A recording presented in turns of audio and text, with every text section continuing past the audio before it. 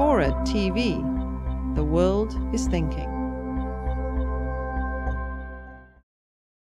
The classroom is a fifth space. What I mean by that is, it is not a public space. It is not a private space like a home. It's not a commercial space like a mall or a Starbucks. And it's not the state, although it may be an element of the state or an adjunct of the state. It's a fifth space. It's a space where none of the traditional obligations and societal norms of those spaces that we are familiar with in those senses apply. Different norms apply within the classroom.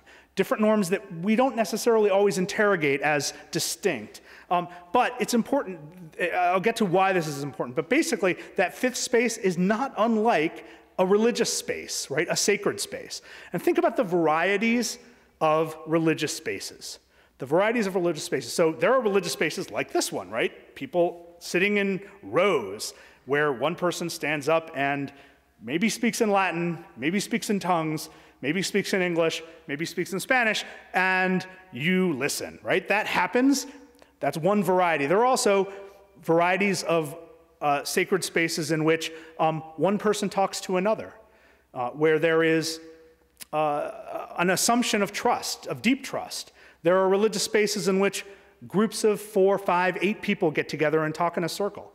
There are sacred spaces in which large numbers gather and perform services without the usual intellectual give and take or even ritual give and take. But merely by being in the same space and doing good work for the world, they encounter and live through their sacred concerns. Again, all of that is true of the university as well. So the university's diversity within it is very much in line with the level of diversity of sacred spaces. It's also important to remember that when I say the classroom is a sacred space, or should be a sacred space, that's not an accident. The university itself arose from sacred spaces, right? The universities are essentially cousins to the monastery, at least in a European sense. And around the world, universities arose through versions of monasteries, whether they were Buddhist or Islamic monasteries. That's where the scholars gathered. That's where students would gather to receive knowledge and become scholars later.